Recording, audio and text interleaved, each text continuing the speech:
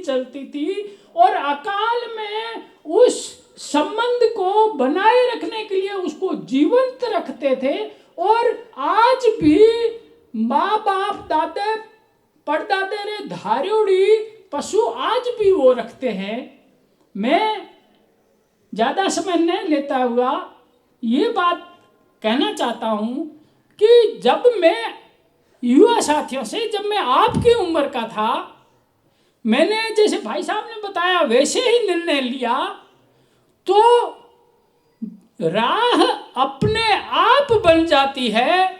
हमें चाह पैदा हो और हमको चाहने वाले हमें जुड़ जाते हैं। और आज का जो ये कार्यक्रम है, ये हमारी चाह को ये पोषित करने का और हमें आगे बढ़ाने का एक प्रयास है। हिम्मत अपनी खुदरी पकड़ से।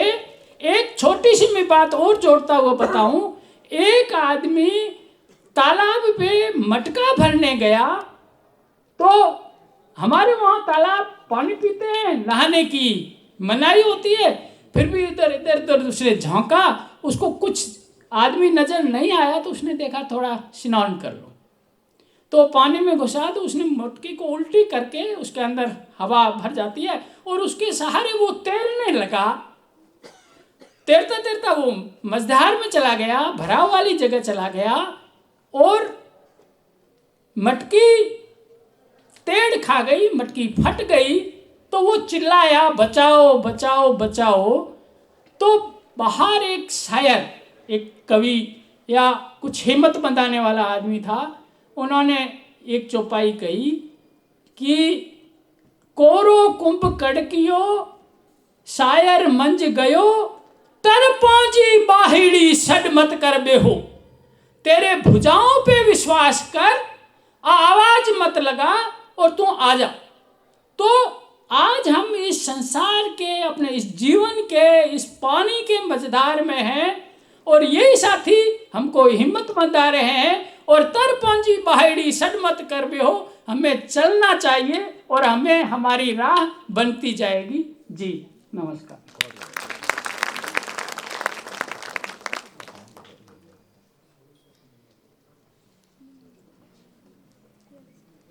थैंक यू फॉर बहुत अच्छा आपने बताया आपका अनुभव। ये सारा सीमित है वाटर कंजर्वेशन। जो कोई क्वेश्चंस है तो एक दो सवाल पूछ सकते हैं।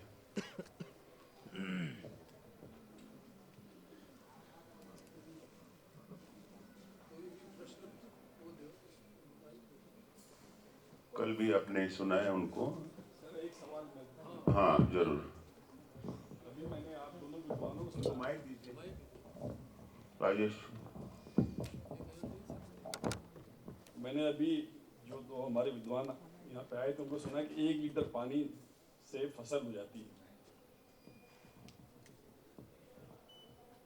लेकिन अभी मैं कई जगह पढ़ रहा था व्हाट्सएप पे, आजकल सोशल मीडिया का जमाना है तो कई लेख आते रहते हैं, उसमें कहते हैं कि खरपतवार खेत में जो है उसको उखाड़ना नहीं चाहिए, क्योंकि हम उसको उखाड़ दे रहे हैं तो जो हमारी जड़ी बूटियां थी वो सब खत्म होती जा रही हैं। अगर आप खेत में खरपतवार हो रही है तो कई बार वो साग का काम करती है, कई बार वो जानवरों का चारा का काम करती है, उसके बीज इकट्ठे होते हैं जो दवाई का काम करते हैं, और वो जो खरपतवार है वो जमीन की उर्वरा शक्ति को भी बढ़ाती है। तो जब हम खरपतवार हटा देंगे तो एक थ्योरी दी है कि उनको लगाए रखो, और आप कह रहे हैं कि उनको हटा दो तभी हम पानी बचा पाएंगे। दूसरा, आपने जो भी भाषण दिया इसमें कहीं ये नहीं लिखा है कि खाद हमको देना है या नहीं देना है। 1 लीटर पानी से हम करेंगे, पूरी फसल ले रहे हैं और बड़ी अच्छी फसल ले रहे हैं, लेकिन जो ये आजकल हर जगह खाद दे रहे हैं, हम इतना यूरिया डाल देते हैं कि आजकल ये लोग कह रहे हैं कि हमको ऑर्गेनिक चीज़ें चाहिए, ऑर्गेनिक चीज़ चाहिए। पूरा पंजाब की फसल नष्ट हो गई है खाद के कारण। तो ऐसा क्या है कि जब 1 लीटर पानी से हम कर रहे हैं तो सरकार इसको क्यों नहीं बढ़ावा दे रही है? और हमारे उत्तर प्रदेश में तो हम लोग देखते हैं कि अगर खाद ना दो तो फसल ही नहीं हो रही है, मतलब जमीन की जो उर्वरा शक्ति इतनी खत्म हो चुकी है कि उसमें आपको खाद देनी पड़ती, यूरिया डालना ही पड़ता, तब जाके फसल होती है। तो ये बहुत अच्छी टेक्निक है, लेकिन इसमें मतलब जो दूसरी थ्योरी है कि खरपतवार को लगे रहने दें और आप कह रहे हैं कि नहीं, तो ये समझ में नहीं आ रही क्या बात है सर। पहली बात तो ये है कि ये टेक्निक प्लांटेशन जो हमारे नेचुरल प्लांट्स होते हैं किसी भी एरिया में, जो भी अलग अलग जगह जो भी नेचुरल प्लांट्स हैं, तो प्लांट्स को आगे बढ़ाने के लिए है, और इसमें किसी भी खाद की ज़रूरत नहीं होती। दूसरी बात यह है कि जब हम इसको तैयार करते हैं खेत को, तो दो तरीके हैं कि एक हम अपने खेती वाले फील्ड में लगा रहे हैं तो उसमें तो ऑलरेडी जुताइयाँ तो होती है। ये एक सिस्टम है कि इसको कब जुताई करनी है, केवल इतना ही है कि समय तय कर रहे हैं कि कब करनी है। तो जहाँ हम खेती कर रहे हैं वहाँ तो जुताई होती है, और इसमें केवल एक बार जुताई होती है, और वो जब जुताई होती है और मिट्टी उथल पुथल होती है तो उसमें जो बीज होते हैं वो कहीं नहीं जाते। वो बीज दूसरे साल, केवल एक साल करते हैं हम, वो दूसरे साल और तेज़ गति से, क्योंकि उनको भी जुताई की ज़मीन, नमी वाली ज़मीन मिल रही है, तो जो घास, वो जड़ी बूटियाँ हैं वो वापस ज़्यादा होती है। जहाँ भी हमने पौधे लगाए हैं, आप कहीं देख लीजिए, यहाँ इंगोनिया गौशाला में भी है, जोधपुर में भी है, और भी है, तो उसमें कोई चिंतित होने की ज़रूरत नहीं है। और दूसरा, हम जो फॉरेस्ट कोई लंबी दूरी में लगा रहे हैं, कि जैसे चाहे वो सार्वजनिक जगह है, तो हम बीच में थोड़ी पट्टियाँ उसका हिस्सा छोड़ते हैं ताकि जड़ी बूटियाँ बची रहे, और जब वो जड़ी बूटियाँ उसमें उगेंगी दोबारा तो वो तेज़ गति से बढ़ेंगी, ज़्यादा ही होंगी, कम नहीं होंगी। दूसरी बात कि सरकार क्यों नहीं कर रही है, आपको मैं एक बात कहना चाहूँगा कि सरकार का जो सिस्टम है वो ये पूरी तरह से वेरीफाइड है। एरिड फॉरेस्ट रिसर्च इंस्टीट्यूट द्वारा वेरीफाइड है, फॉरेस्ट डिपार्टमेंट द्वारा वेरीफाइड है, ICAR द्वारा वेरीफाइड है टेक्निक। और जब कोई पुरस्कार मिलता है तब लोग देखते हैं कि ये पुरस्कार क्यों मिला, और बाकी नॉर्मली ही लेते हैं, चाहे कोई कितना ही बड़ा काम करे। तो आपको बताऊं, कोरोना काल था जब पुरस्कार मिला, तो एक बच्चे ने, जो श्री राम ग्रुप स्कूल है दिल्ली का, एक बच्चे ने बैठे बैठे, क्यों घर में ही रहते थे, कि सोचा यार 1 लीटर में अगर पौधा लगता है तो मैं करता हूँ कोशिश। अपने पेरेंट्स से बात की, अपने दोस्तों से बात की, फिर उसने मुझे फ़ोन किया कि मैं 2000 पौधे लगाना चाहता हूँ। वो उसने तब देखा कि वो पुरस्कार मिला, और क्यों मिला। 2000 पौधे लगाए। उसको देख के पिछले साल ICICI बैंक और HDFC बैंक ने, दोनों ने मिलाकर 7500 पौधे लगाए, और इस साल अकेली HDFC बैंक ने 30,000 पौधे लगाए हैं।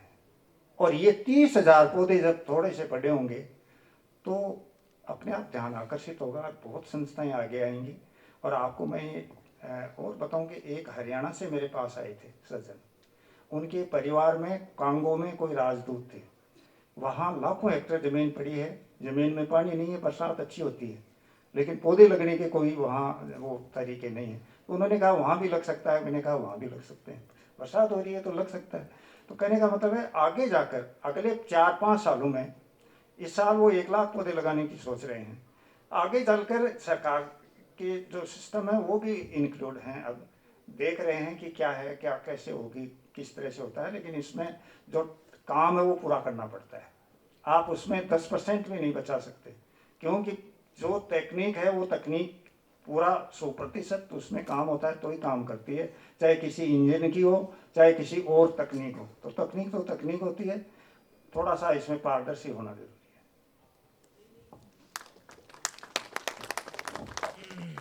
दूसरी बात, मैं जैसलमेर का लंबा चौड़ा क्षेत्रफल है, और जो खड़ीम की बात बताई तो उसका जो कैचमेंट है वो पथरीला है, कहीं जो खेती योग्य नहीं है, चारागाह के काम आता है, सैकड़ों तक के तरीके की वनस्पति है। जो भी आपने बताया उसमें कई आयुर्वेदिक औषधियाँ होती है, शंखपुष्पी है, किलांच, ये सब कुछ उसमें है। तो वो जो पानी बह के आ रहा है, जैसे दूध में मलाई होती है वैसे पानी में भी मलाई होती है बह के आने वाले में, और वो मलाई वहाँ आके रुकती है और वो खाद का काम करती है। दूसरा, जो हमारी पाल है जिस पे हमारी स्थानीय वनस्पतियाँ हैं, जहाँ भाई साहब ने ये बताया कि जो नमी पकड़ती है वो पग वाली जगह है। पग वाली मतलब उसके सदियों से वो क्रीम आके बसी है, उसके नीचे पत्थर कंकर नहीं है और वो नमी सोखने वाली है, तो उस जगह हम गोवा छोड़ते हैं। गोवे में जो हमारी स्थानीय वनस्पतियाँ हैं वो वहाँ पनपती है, उसके बीज तैयार होते हैं और फिर वही बीज पानी के साथ बह कर के भी आते हैं और वो घना, कहावत है, घना पान थोड़ा धान, घाटा हो जाएगा, घना हो जाएगा, तो हम बीज भी छितरा हुआ डालते। तो वो जो वनस्पतियां हैं छितरी हुई है, वो बड़े पौधे के रूप में, और अपनी प्रकृति भी जूझती है, वो भी कोशिश करती है, और वो समाज की दृष्टि में है तो वो पनपती रहती है। इससे मैं थोड़ा विज्ञान जोड़ना चाहता हूँ। ये अनुभव है सृष्टि को देख के पौधों के लिए, खेत के लिए काम बनाते हैं। वाटर कंजर्वेशन एक एस्टैब्लिश फार्मूला है कि 1% carbon is increased. If you create it 1%, that will hold 6% water. तो कार्बन को जमा करना ड्राई एरिया में, स्क्रब लैंड में, जहाँ कोई पौधे नहीं हैं, वो बहुत पहला काम है जो आप कर रहे हैं। छोटे छोटे पौधे, या तो आपने बताया कि रेत से भी जो उड़ जाती है पकड़ते हैं, तो क्या उड़ जाता है, वो कार्बन मूवमेंट है, उसको आप पकड़ के जमीन पे रखते हैं, तो वो जमा होते होते जो मलई बनती है, आप बोलते हैं ना। अब जब मलई बनती है यानी माइक्रो कीचर्स भी वहाँ आते हैं, और उससे जो मूवमेंट होती है, ऑक्सीजन मिलता है, वो डिसॉल्व होता है और सॉइल ह्यूमस फॉर्म हो जाता है, जो बारिश आने के बाद ह्यूमिक एसिड में भी पैदा हो जाता है, कन्वर्ट होता है, और उससे वो जमीन की जो न्यूट्रिएंट्स हैं, जो वनस्पति को 18 एलिमेंट चाहिए, सभी तो नहीं मिलते हैं, उनका मिनरलाइजेशन शुरू हो जाता है। वो मिनरलाइजेशन होने के सिवा उसका अपटेक नहीं होता है, यानी कि वो ऑक्साइड फॉर्म में हो या एसिड फॉर्म में हो, तो आयोनाइज होके जब तक से सोडियम है, पोटेशियम है, कैल्शियम है, वो आयनिक स्टेट में नहीं आता, उसको हम विघटन बोलते हैं। वैज्ञानिक से दृष्टि से उसका अपटेक प्लांट से नहीं होता है, ये बेसिक साइंस है। तो ये भाई साहब वो इसको ध्यान दे के ये कार्बन जमा करना, सॉइल ह्यूमस पैदा होता है, ऑक्सीजन डिजोल्व होता है और एक शक्ति बन जाती है पौधों के लिए, उससे वो चलता है। मैं देखा दिल्ली से राजस्थान आ रहा था यूनिवर्सिटी में, जब वीसी था, तो मुझे बड़ा सरप्राइज हुआ कि ये बारिश नहीं, ड्राई लैंड है, फिर भी वहाँ चना बोया जाता है। बड़े ढेर लगे चने के, तो मैं गाड़ी रोक के जाके देख के आया। तो कोकण देखोगे बहुत बारिश होती है, तो एक चने का पौधा उसको 100-200 रहेगी, वो सेंग लग जाती हो, और यहाँ 3-4-5 है। तो मैं सोचा कि एक से अगर 10-12 भी मिल जाते हैं तो मल्टीप्लिकेशन है, और there is a crop in dry land. तो ये आपको ध्यान में रखना है। दुबई में अभी जो डेजर्ट्स हैं उनको पाश्चर कन्वर्टमेंट लगा है, मैं देखा वो पूरे सैंड ड्यून्स है, रेगिस्तान में भी अपने यहाँ है। तो ऐसे पौधे हैं, पता नहीं वो क्या है, मैं दूर से देखा, वो लगाते हैं, थोड़ा ही मॉइस्चर से हवा के वो तैयार होते हैं, उनका कार्बन जमा होते जाता है और धीरे धीरे वो सैंडी लैंड को कन्वर्ट करते हैं पाश्चर लैंड में। फिर आगे जैसे वो बढ़ते हैं कार्बन जमा होता है। तो दुबई का बहुत सारा जो लैंड, ये तो सैंड था, डेजर्ट था, रेगिस्तान जैसा। तो धीरे धीरे सॉइल कन्वर्जन का कार्बन एडिशन होता है।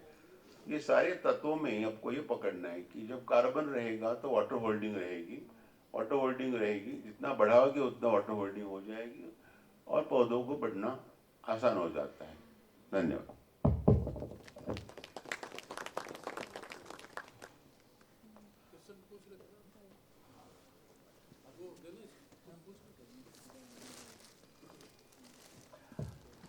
सुंदराम जी और चतर सिंह जी, आप लोग तो इतना काम करते हैं ग्राउंड पर जा करके। अभी जो दौर है, अब चुनाव तो खत्म हो गए राजस्थान में, फ्रीबीज का दौर है। राजनीतिक दल तमाम घोषणा करते हैं ये मुफ्त वो मुफ्त देंगे। वो ये घोषणाएं क्यों नहीं करते कि ऐसी योजनाओं को हम अपने घोषणा पत्र में शामिल करते हैं कि चतर सिंह जी जो काम कर रहे हैं वैसे हम राजस्थान में अगले 5 साल में 500 गांव को कर देंगे, या फिर सुंदरराम जी जो काम कर रहे हैं उस काम को हम 1000 गांव तक ले जाएंगे। तो ये प्रेशर क्यों नहीं क्रिएट हो पा रहा है गवर्नमेंट के ऊपर या पॉलिटिकल पार्टीज के ऊपर कि वो इसको अपने घोषणा पत्र में शामिल करें कि ये चीजें हों और जनता इस पर वोट करे?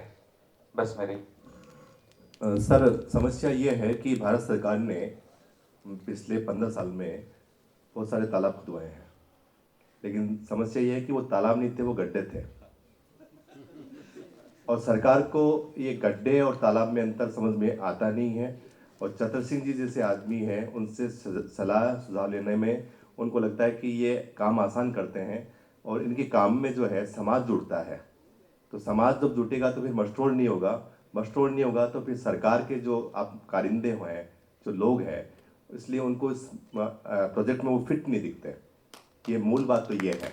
बाकी तो जो ज़मीनी बात है और हकीकत जो मन की बात है वो तो आप चतर सिंह जी से सुनिए।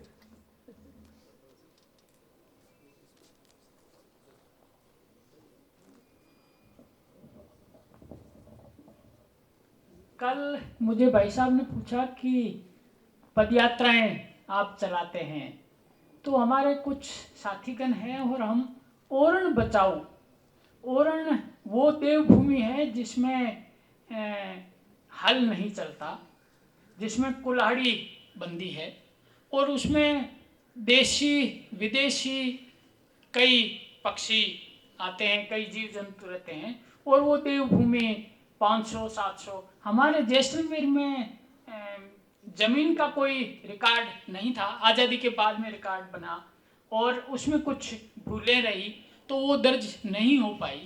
तो ये ओरण यात्रा पूरे जिले में निकली, हमने सामाजिक ऐसा किया। तो पिछले ये अभी 1 साल पहले ओरण की 30,000 बीघा जमीन हुई। दूसरी बात, जो काम है वो श्रद्धा और विश्वास का है, जिसके प्रति श्रद्धा जगेगी। कल भी यहाँ से एक बात कही थी कि आप किस मन से उसे सुन रहे हैं, उसी मन से वो प्रभावकारी बनेगी। तो उन नेताओं के पास उतना मन, उतनी श्रद्धा, जो मैंने बात कही कि देने की इच्छा न हो, चाहने की इच्छा पैदा हो तो ये नतीजे आएंगे।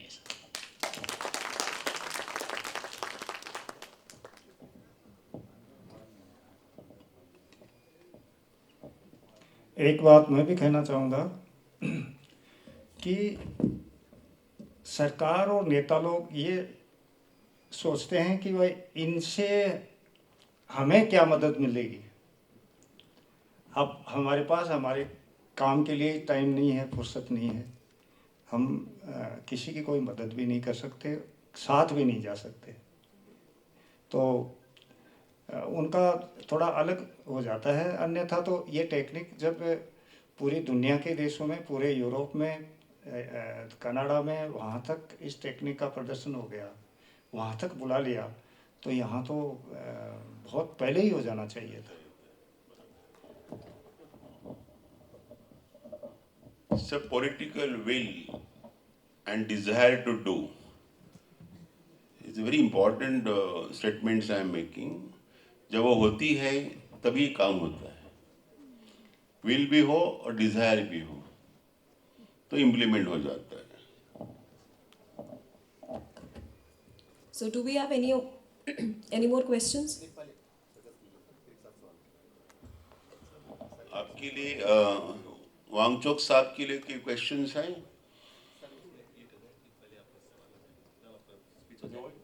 So request professor AD Sawant sir कि आप पहले एक बार अपने रिमार्क्स दे दें, एक्सपर्ट व्यूज प्रस्तुत कर दें, फिर हम इकट्ठे क्वेश्चंस ले लेंगे।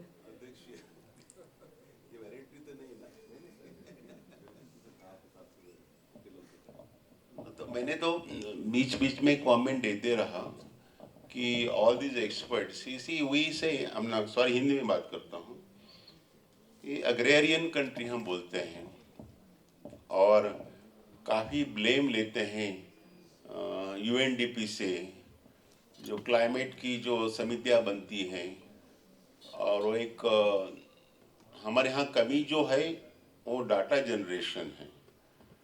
तो उस ब्लेम को इंटरनेशनल पॉलिसी बनाने में हमें बहुत झेलना पड़ता है पॉलिसी मेकिंग में। जैसे कैटल कंट्री बोलते हैं और मीथेन प्रोड्यूसिंग इंडिया करके बोलते रहते हैं, लेकिन ऐसी डेयरी इंडस्ट्री नहीं जो कनाडा में और इधर नीदरलैंड में है। They are confined cattles and बड़ी मात्रा में वो concentration source of emissions is very huge, बड़ा होता है। तो हम अभी बोल रहे हैं कि हमारे तो कैटल स्प्रेड है अक्रॉस, जंगल में घूमते रहते हैं और धीरे धीरे अर्बनाइजेशन हो रहा है तो कम भी हो रहा है, वो है। लेकिन agriculture country means straws and paddies all biomass is a source, methane emission का होता है। उससे भी हम बात करते हैं कि अपना फास्ट इंफ्रास्ट्रक्चर डेवलपमेंट हो रहा है और हमारी खेती के लिए बहुत डेंजरस है। यहाँ तो नहीं बोलता सकता हूँ मैं, लेकिन जहाँ भी इंडस्ट्री बनी है, आप धनबाद में जाके देखिए, कोल माइनिंग है, सारे पौधे ब्लैक सूट से कवर हो गए। मेरे पास फोटो भी है, मैं लास्ट ईयर गया था, तो बेर के झाड़ को हम तो अच्छे अच्छे बेर देख रहे हैं, वो बेर के झाड़ को पहचान नहीं सकते, इतना डिपॉजिट्स है। तो ये सस्टेनेबल डेवलपमेंट का जो मंत्र है, आपने सही सवाल पूछा और आपने जवाब दिया कि ये एग्रीकल्चर को जब तक हमें देश के एक फूड प्रोड्यूसिंग के लिए, हम तो झगड़ रहे थे कि सफिशिएंट मिल्क और फूड पहले जमा करें। हम गेहूँ भी इंपोर्ट करते थे, लेकिन अभी हम सेल्फ सफिशिएंट हो गए। उसके साथ साथ ये पानी का स्तर जमा करने की भी हमारा कर्तव्य है। वाटर लेवल नीचे जा रही है तो वाटर कंजर्वेशन जो ये भाई साहब बोलते हैं, ये खेती को जब तक बढ़ावा देते रहोगे तो वाटर कंजर्वेशन हो जाएगा। और उसकी जो टेक्निक उन्होंने बताया है कि माइक्रो लेवल पे पानी को पकड़ना बहुत जरूरी है। राजेंद्र सिंह को बोलते हैं कि पानी को रोक लो, वो बहने वाला पानी। आप जो कर रहे हैं वो जमीन पर जो एग्री लैंड में इसको कैसे पकड़ना कि जहाँ कार्बन नहीं हुआ पानी रुकेगा नहीं, तो कार्बन जमा करो। कार्बन जमा करे तो सॉइल इंप्रूवमेंट हो जाएगा, माइक्रोफ्लोरा भी रहेगा और उससे आप कई प्रकार की फसल ले सकते हैं, जो बहुत इम्पॉर्टेंट है food to the medicines. But सबसे इम्पॉर्टेंट ये है कि ये बायोमास तैयार करना, जो डेजर्ट लैंड है, इन्होंने जो एक्सपेरिमेंट बताया 1 लीटर पानी में, इसका मतलब एग्जैक्टली आप 1000 ml मत गिनिए, it can be plus minus, but ये this is a slogan to popularise. कल कोई बोले कि मेरे को तो 1 लीटर नहीं मिलता है तो मैं कैसे झाड़ लगाऊं, ऐसा मत कहिए। आधा लीटर भी होगा तो छोटा पौधा बनेगा, बड़े का 2 लीटर भी लगेगा। बट ये मॉइस्चर रूट लेवल पे पकड़ने का इन्होंने एक्सपेरिमेंट किया, ये तो सक्सेसफुल है। लेकिन स्टूडेंट्स अपने रिसर्च में वाटर होल्डिंग बड़े पॉलीमर्स होते हैं, उसको बायोमास से मिक्स कीजिए, और ऐसे पॉलीमर्स हैं कि बेल्जियम यूनिवर्सिटी में 10 साल रिसर्च के बाद वो बन गया सक्सेसफुल। उसको बोलता है, बच्चों लिख लीजिए, टेराकॉटम। टेराकॉटम करके एक पॉलीमर 10 साल की रिसर्च के बाद बना। तो ये अपने देश में क्यों नहीं आ रहा है मुझे पता नहीं। और वो क्या होता है टेराकॉटम में, बोलता हूं कि अपने वजन से वो 200 टाइम्स पानी होल्ड करता है। मैंने उसको यूज किया है। सोमानी इंडस्ट्रीज है, उससे मार्केटिंग करने की कोशिश की, लेकिन हाँ इतनी बारिश होती है, वो इस प्रांत में आना चाहिए। तो मुर्रा जी को वहाँ यहाँ वो ग्रीन का चल रहा है तो उसमें यूज करना चाहिए। इस बोतल में अगर 5 मिलीग्राम भी डालोगे तो पूरा स्वेलिंग होके पूरा पानी को पकड़ के सॉलिड बन जाएगा। और जब पौधों के यहाँ आप रख के फिर वहाँ लगाओगे तो इसकी इंपॉर्टेंस ये है कि जब पौधे को पानी चाहिए तभी वो छोड़ देगा, तब तक नहीं छोड़ेगा। और जो पकड़ के बैठते हैं तो एक्सेस वाटर भी नहीं है। ज्यादा होगा तो पौधे पीले हो जाते हैं, मर जाते हैं। जैसे ड्राई होने से मर जाते हैं, तो ज्यादा पानी से भी पत्ते पीले होने लगते हैं। हम बोलते हैं sign yellowing of the leaves is a sign of the excess water और इरिगेशन, जो रोजेस में जल्दी मालूम पड़ता है। तो पानी छोड़ते नहीं। ये पॉलीमर बड़े देशों में लेबर कंस्ट्रेंट और स्प्रिंकलर होने के कारण ये पॉलीमर लॉन हो उसमें बिछा देते हैं, ऊपर एक सॉइल का लेयर डालते हैं थोड़ा, और फिर लॉन लगा देते हैं। पौधों के नीचे भी वो लगा के हमने एक्सपेरिमेंट किया कि आपको 2-3 महीना पानी देने की जरूरत ही नहीं है, वो पानी छोड़ देगा जब झाड़ को चाहिए। तो ये टेक्नोलॉजी, आपके इस सवाल से हम लोग सहमत है कि ऐसे टेक्नोलॉजी जब हम इतना खर्चा करते हैं देश के डेवलपमेंट के लिए, तो dry and semi arid zones में क्यों नहीं आता है। अभी हैदराबाद में एक इंस्टीट्यूट है इनक्रिसैट, और ये institute for semi arid agriculture, and उनका काम ये है कि जहाँ मॉइस्चर कम है वहाँ कौन से क्रॉप चलेंगे। लेकिन वो रिसर्च वहाँ की वहाँ रह जाती है, फील्ड में नहीं आती है। एटॉमिक एनर्जी ने भी ऐसे क्रॉप्स बनाए हैं, मूंगफली से उड़द या मूंग तक, with the help of the radiation changes and mutation, नई varieties, drought resistant। मेरा सवाल हमेशा रहता है, ये रिसर्च फील्ड तक जाना चाहिए। ये सीड्स के हर प्रांत में स्टॉल्स होने चाहिए, मार्केटिंग होनी चाहिए। तो इस विल की कमी है, उसके लिए पॉलिसी मेकर्स को सोचना है। हम तो एग्रीकल्चर प्राइस कमीशन के बारे में नहीं बोलते हैं, किसानों का बढ़ावा होने के लिए क्या होना चाहिए उसकी बात नहीं करते, वो तो एक डिफरेंट फील्ड है। लेकिन हम जो बोते हैं, उगाते हैं, उसको होना चाहिए। और नेचर्स वेगरी, मैं दूसरे मुद्दे पे बोल रहा हूँ थोड़ा सा, कि मेट्रोलॉजिकल डिपार्टमेंट अच्छी तरह से सोशल मीडिया का यूज करके ये वेदर के बारे में क्यों नहीं बताती रहती।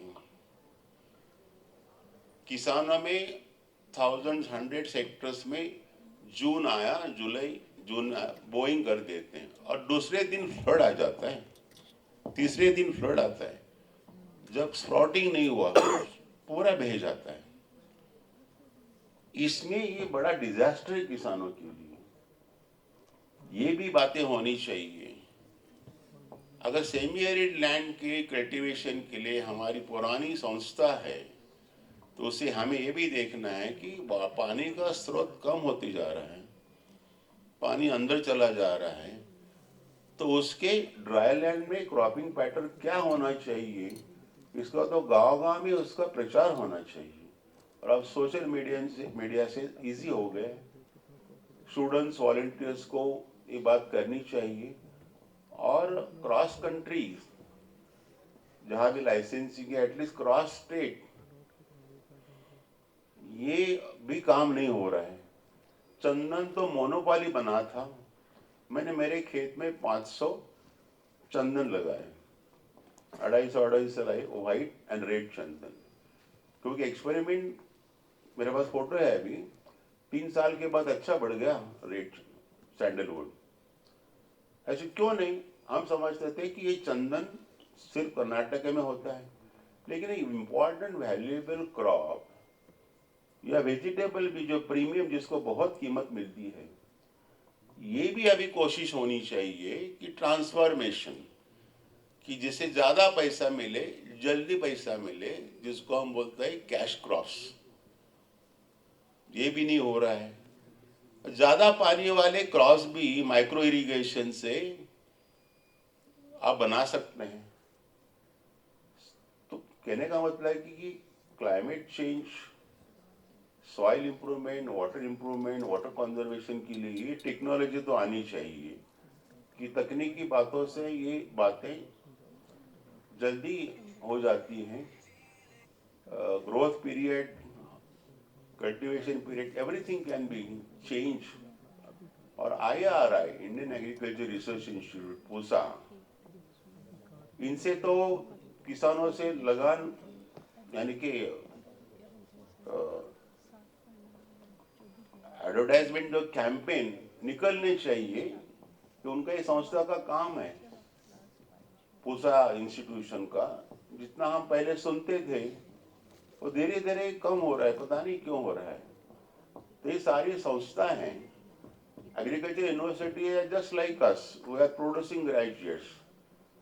प्राइम मिनिस्टर जी बोलते हैं ये करना है वो करना है, कोई एग्रीकल्चर से आगे आके हम ये करेंगे, एक्सटेंशन सर्विस में गांव गांव में जाएंगे, ऐसा होता ही नहीं है।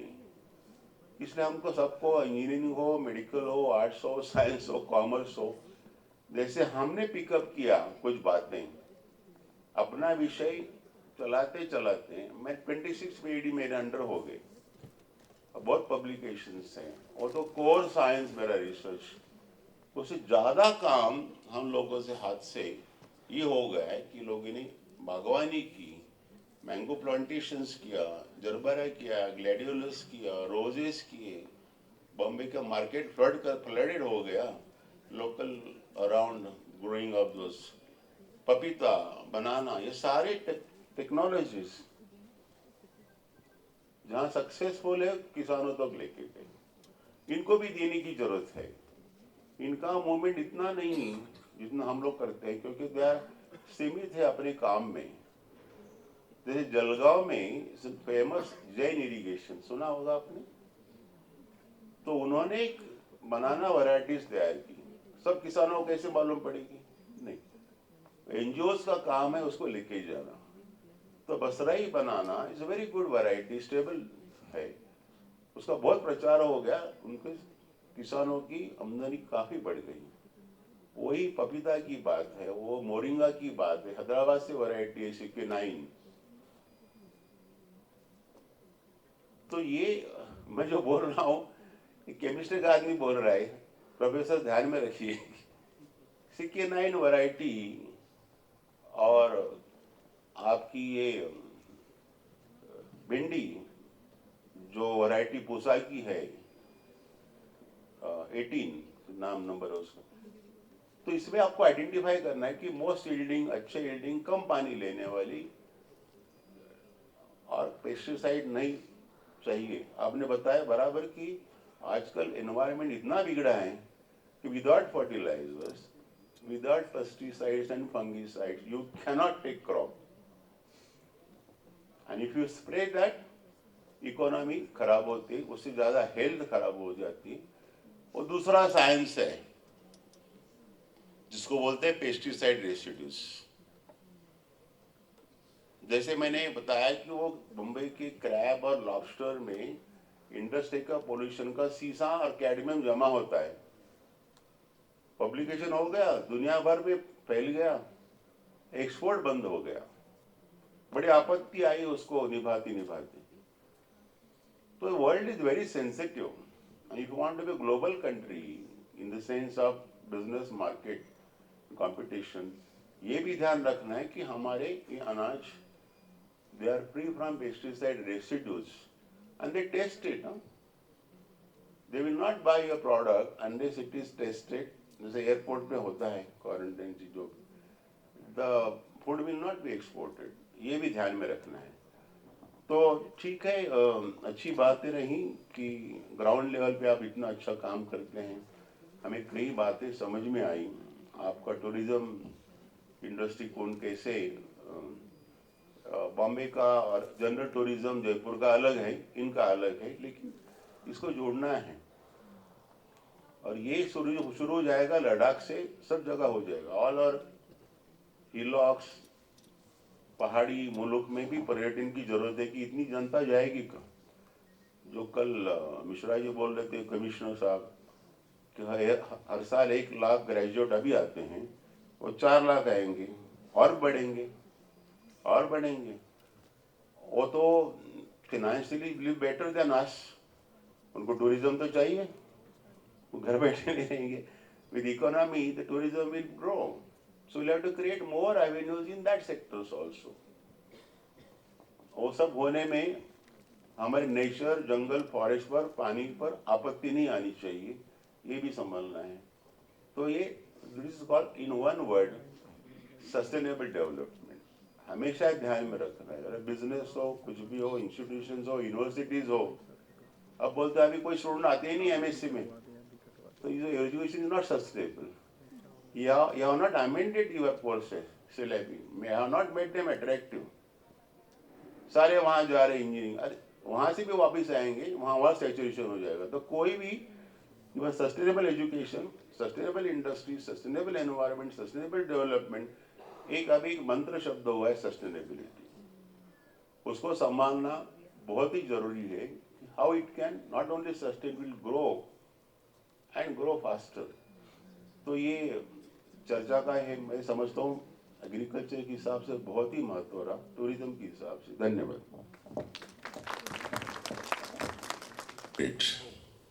1100, almost equal population. The city I lived in for 10 days, I could not see 1 kg of, I should talk smaller unit, of a waste. All the streams flowing through city, they are not like our Mithi River in Mumbai. So much importance to be given to the environment, so nobody will fall sick. So you don't require hospitals and lot many medicines. Your water will not contaminate, soil will not be contaminated, food will not be contaminated. It goes into the food chain. So this India has to catch up. Therefore, our parliamentarians, the ambassadors, the ministers, infrastructure development will go on the public demand, but what I've been generating should not contaminate our remaining the resources, If all the rivers around Mumbai are just like a kitchen, and then what is, so the technologies are to be advanced for this, all management sectors, university education, unless these children are educated and sensitized, this mission cannot be accomplished, So this is the issue. Other than Bilaspur, I'll just take half a minute. Raipur I was on 24th, 25th. Somebody was talking, the person in a CSR laboratory, which is under Prime Minister's control. I reprimanded him. Develop a beautiful technology. It's called froth flotation. Those are science and engineering doing. In a froth flotation, you can, by missiles, collides, you can collect all the waste, treat the waste. So I said, you are publishing paper, getting promotions, but this technology developed by the government laboratory, CSR, this to be made compulsory to all cities, corporations, the tree waste are to be treated. Our brother yesterday was talking, he is using natural dyes and he is in trouble. That the Pollution Control Board is bothering him. The dyes are not toxic, but at least to look good, the decomposition, degradation can be done by such missiles, collides, by froth flotation. So there will be no dirt looking around, at least. Though they are not toxic, we want aesthetically also looking clean. So these are the small things at a small level. If somebody is using natural dyes against or organic dyes, inorganic dyes, they're very toxic and harmful. And we're talking on research of their decomposition, degradation. So these are the issues. So students and university departments must be strengthened. Huge funding must be given to the scholars. Instrumentation you cannot compromise to make them compatible to the global level. And then only technologies will be developed which can be applied to, and they should be sensitized by meetings like this. Because in this, all this, there is business. There is entrepreneurship. At every aspect, from transfer to the collections, to the selling, to the reagents, metals, metal scraps, recycling, making salts, everything. Any metal scrap you can collect, segregate, use respective chemical or acid, and convert into the salt. Copper to copper sulfate, it has a market. Chromium to dichromate. Okay, cobalt to cobalt chloride. These are also very good dyes also. Iron to iron sulfate is very much in demand. Aluminum is alum required for water purification. So this can be developed in a very small vessels, containers of various size. So when you do this, I was talking yesterday, social entrepreneurship, that any action that will benefit the society and also sustainable. अब पैसे कहाँ से लाऊं, ऐसे ना होना चाहिए. 1 kilo आलम बनाए, किसी घर को देना है तो भाई 5 रुपए दीजिए, 10 रुपए दीजिए, and you sustain. So it has to be compost बनाए, compost good for garden fertilizers. Sell it at 2 rupees, 5 rupees a kg, much cheaper than chemical fertilizer. So they can sustain. So this is how it has to be. Somebody was talking yesterday, the tourism she wants to start. Start ecotourism, education tourism, collect the school students, meet the principal, headmasters, take the children, show them what is around, gardens, agriculture, soils, river, flora, fauna, vegetation, floriculture, agriculture, harvesting, post-harvesting technology, losses of food grain. In giving this knowledge is an innovative education. Charge them something and you get 10 rupees more than expenses. Use that money to develop your infrastructure of tourism. So you're educating them, social entrepreneurship. They will know how to manage agriculture in the West, water conservation, and you also have the entrepreneurship in a social. The society is benefiting at large. So this concept you must get into. So therefore this Swachh Bharat mission is a very, very good agenda, but it has to go to the scientists, and bureaucracy should not sit over it, because I'm taking one issue with Delhi government, corporation, and the Electricity Regulatory Authority. We are questioning them, why you are not giving the minimum price to the per unit of electricity generated in Narela, Baula and other places. Delhi Electricity Corporation, I question, I have filed a petition there by Waste to Energy Global Council. And Parliament Committee has decided some, even that much they are not ready to give. Then somebody, producer, I have product, I must get my price. And as it is expensive technology, 600, 700 crores are required to make up your investment. It takes 7-8 years. Because you can't charge very heavily. Electricity power units are decided. So it takes time to recover. And when that is not happening, industries are not coming to go into the waste to energy. I was telling China has 1100 plants. We have 12, only 8 are operational. Against 1100, and when we generate 1,47,50,000 of the municipal solid waste, is spoiling our land, air, adding to the pollution, methane generation, everything. So he was talking about, as the ambassador of Swachh Bharat mission, you must impress upon the policy makers that why not India is able to do it. When you can do anything, kind of tonnage, trans harbors, and everything. Even the subsidies or incentive to be given to the industries must flow, not just said it. The tariff decided by the Parliament Committee should be allowed to be, So this is the issue. I am very seriously concerned about the waste management because 125-year-old legacy waste of Mumbai, waste caste of Mumbai. 3 generations are living on those, separating. The moment the dumper comes in there with the waste, they jump upon it, like people jump for water. They take out the valuables. 3rd generation living on that. One girl, student, wrote a novel on that West Coast of Mumbai. And in Europe, she got 3-4 prizes, showing how India is bad. It becomes a good reading material for the developed countries. And daughter of the commissioner. So this is at backseat. Swachh Bharat mission, we collect the kachara waste. But what next? The technology has to come in place. And the media has to play a very great role. Ask questions why China can operate. How do they manage waste? When I don't see 1 kilo of the waste in a Hangzhou or Zhejiang University campus, 200 scholars working on energy and GHG. And very proudly we say we harvest or produce 700 million tons of coal. What happens to the methane of that coal? What happens to fly ash? So we want to have serene land, water bodies and everything, good environment. No point in shouting Delhi pollution hai, Palli jalate hain. But look at thermal power stations. Look at the Mumbai builders lobby. They're very close to the power. Pollution Control Board don't act. Activists are not heard. So on environment issue, they shouldn't be compromised.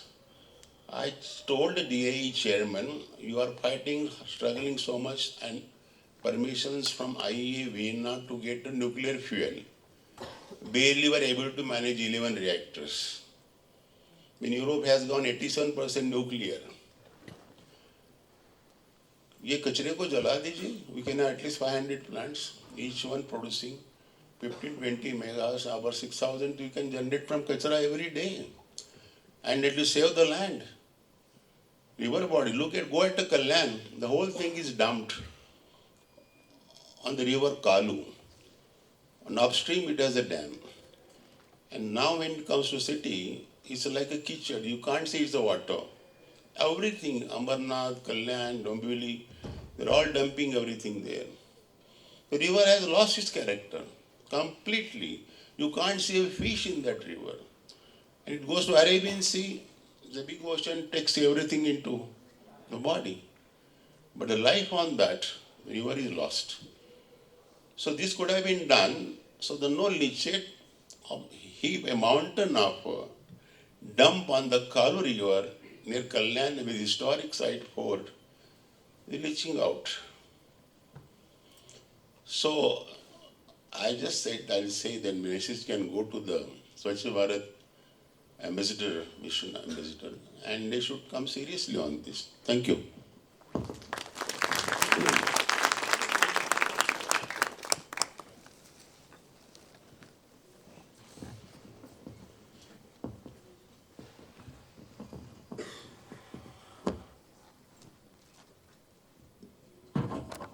Thank you very much, Sawant sir, for discussing the issues in further detail. And so now we'll begin with the proceedings of day 2 of the ongoing international conference on social entrepreneurship, introspection, and future strategy. So as we all know that on day 1, we witnessed the presence of various eminent personalities from different walks of life, be it academia, journalism, environment, conservation of ecosystem, culture, heritage. So today as well, on day 2, we will further enrich our minds listening to visionary entrepreneurs from different arena. We also have the guests from day 1 to further guide us, motivate and address the concerns if any. So now let's begin the day, and I request the respected dignitaries to please grace the dais Padma Shri Sundaram Verma ji, Shri Wangchuk Shamshu ji, Professor A.D. Sawant sir, and Chatar Singh Jam sir. Please. Coordinator Professor Anurag Sharma sir and convener Ashutosh sir. Please.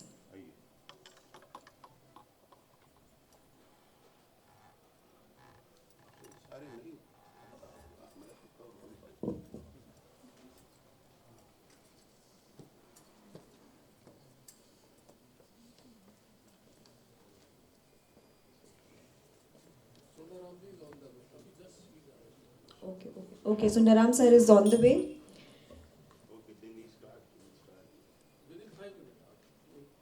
Okay, so till then I request Anurag sir to kindly give a brief description of day one, the speakers we had yesterday and the topics we discussed.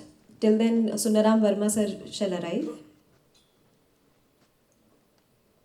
Please sir.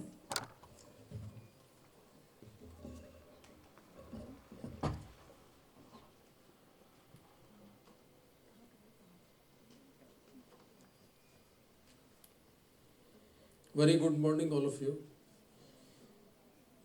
Respected Professor A.D. Sawant sir, Wangchuk Sumukh ji, Chatar Singh ji, Professor Ayanjit Sen sahab, Mihir ji, Mihir Gautam sahab, Professor Anil Mehta sahab, सभी शिक्षक साथी और participant delegates, जैसा कि कल inaugural session में professor Sawant साहब ने इस पूरे सेमिनार के 2 दिन का जो डिस्कशन है उसकी एक हमको बेस दे दिया था कि हम 2 दिन में क्या करने वाले हैं। न केवल उसका इंट्रोस्पेक्शन पे उन्होंने डिस्कशन किया, बल्कि फ्यूचर स्ट्रेटजी को लेके भी हमको बहुत सारे प्लान कि किस तरह से हम अभी जो समस्याएं आ रही हैं इनको हम खासकर how we convert waste into the wealth, ये एक बहुत बड़ा इशू है कंट्री को। सर का कल मैंने एक अलग डायमेंशन में मैंने इनको देखा कि हम इनको being a academician, being a scientist, एक बीइंग एडमिनिस्ट्रेटर हमने सब तरह से देखा कर, लेकिन जब मैंने सुना तो बीइंग एन एक्टिविस्ट भी कल मैंने आपको कि बॉम्बे में आप किस तरह से सड़क पर और सरकार के विरुद्ध आपने जो अभियान चलाए, चाहे वो कोर्ट में गए या कहीं भी जाके, और अल्टीमेटली उसका सॉल्यूशन दिया। सर ये देश इस तरह की जो आप काम कर रहे हैं उससे उऋण नहीं हो सकता है, क्योंकि ये आज की हम सबको ज़रूरत भी है। और कल जो चिंता लक्ष्मण सिंह जी ने और सेकंड सेशन में छतर सिंह ने जाहिर की कि अचानक अगर कुछ हो गया कंट्री में, कोई भी मिस हैपनिंग हो गई, तो फाइनली ये पानी कहाँ से आएगा। ये सारी चिंताएं आप लोग जो जाहिर कर रहे हैं, और ये युवा देख रहा है आपको सब, क्योंकि आने वाली सारी जिम्मेदारियां इस युवा पर ही है। कल के जो सेशन में, मॉर्निंग सेशन में जो मिहिर गौतम साहब ने आप लोगों ने अटेंड किया कि सोशल मीडिया के विभिन्न डायमेंशंस को उन्होंने कवर किया कि किस तरह से आज का टेलीविज़न और न्यूज़पेपर इस करंट सोसाइटी में जहां हर किसी के पास मोबाइल है और वो उसकी कनेक्टिविटी भी इंटरनेट से लगातार वो एक्सेस हो रहा है, ऐसे में टेलीविज़न और प्रिंट मीडिया का रिलेवेंस धीरे धीरे कम होता जा रहा है और सोशल मीडिया का रिलेवेंस बढ़ता जा रहा है। तो एक नया डायमेंशन उन्होंने आपको बताया कि हम सोशल मीडिया के थ्रू किस तरह से हम एम्प्लॉयमेंट जनरेशन भी कर सकते हैं और अपनी बात एटलीस्ट पूरी, अब तो सोशल मीडिया इस तरह से पूरी दुनिया में अगर आपके फॉलोअर हैं तो आपने इधर बात हुई और पूरी दुनिया में फैल गई 1 मिनट में। तो इसके डायमेंशन को लेके आपने कल बड़ा सारगर्भित इनका व्याख्यान था। सेकंड सेशन में हमारे प्रोफेसर अयनजीत सेन साहब ने मीडिया मैनेजमेंट को लेके जो डायमेंशंस हमको बताए अलग अलग, कि आजकल हो क्या रहा है कि स्पेशलाइजेशन के इस दौर में जो मीडिया मैनेजमेंट एक अलग ही ब्रांच बन के आ गई है। मीडिया में क्या है कि मीडिया में दो तरह के लोग हैं, एक तो जो मीडिया के लोग हैं जो रिपोर्टर्स हैं, जर्नलिस्ट हैं, कॉरेस्पोंडेंट्स हैं, और दूसरे जो मीडिया मार्केटिंग कर रहे हैं, क्योंकि मीडिया में मार्केटिंग वाला एस्पेक्ट भी अपने आप में इम्पोर्टेंट एस्पेक्ट है। क्योंकि अगर अखबार और चैनल उसके अगर व्यूअर या आजकल तो कंज्यूमर हो गए पाठक से, अगर वो नहीं होंगे तो अल्टीमेटली ये सब चलेंगे कैसे।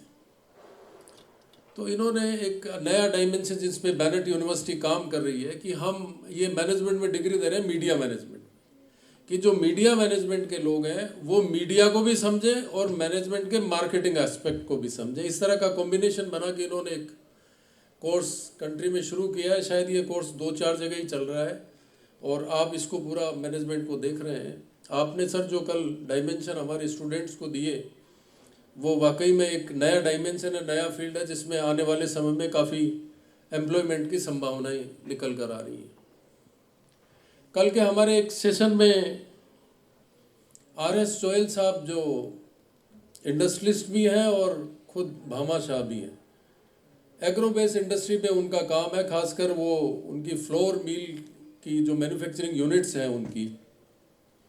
अभी उन्होंने जयपुर में एक जगह सर सावंत सर, उन्होंने जयपुर के किसी मॉल में मैं गया तो उनकी एग्रो बेस वो वहाँ फ्लोर मिल लगी हुई थी, ऑटोमेटिक प्लांट था, जिसको जितना आटा चाहिए, जिस तरह का आपको कोई भी मिलेट हो कोई भी हो, सारे उसमें डले हुए हैं। गेहूँ भी है, बाजरा भी है, जो है चना है, सब तरह के।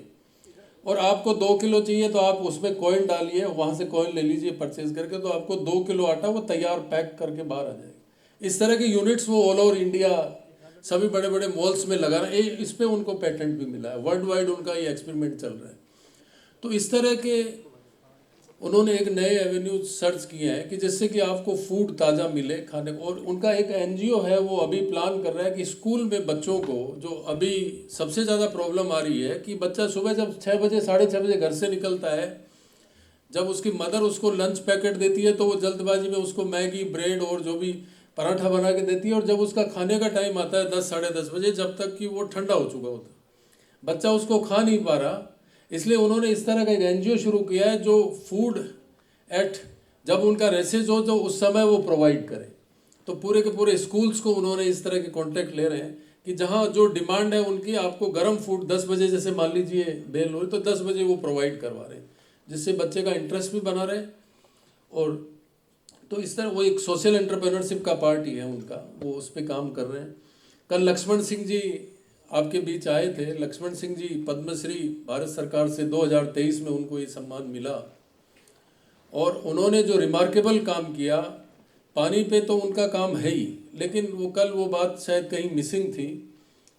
अगर आप लापोडिया गांव जाएंगे, यहाँ से लगभग 70 किलोमीटर दूर है, लापोडिया गांव में कोई भी किसी भी घर के सामने, ये उस गांव की खासियत है कि अगर आप वहाँ गए तो आप भूखे नहीं आ सकते। आप जिस भी घर के सामने खड़े हैं बात कर रहे हैं तो उसी घर के लोग आपको ऑफर करेंगे कि आप आइए हमारे घर खाना खाइए। ये उस गांव, ये लक्ष्मण सिंह जी की वजह से ये सारा कुछ हो रहा है। और उन्होंने खासकर गायों की किस्म सुधार के लिए गिर गायों के ऊपर काफ़ी एक्सपेरिमेंट किया, जिससे वहाँ आसपास 20-25 गाँवों में एवरेज 10-12 लाख एनुअल इनकम हर घर की हो गई। उस पर बड़ा काम कर रहे हैं, भारत सरकार ने इसी पे उनको पद्मश्री दिया है। उन्होंने अपनी बात रखी, आपको आने वाले भविष्य को लेकर किस तरह से चिंताएं उन्होंने व्यक्त की, बहुत सारी बातें उन्होंने शेयर की। इसके अलावा कल के सेशन में सुबह जब डायरेक्टरेट कॉलेज एजुकेशन से कमिश्नर सुनील शर्मा साहब आए थे,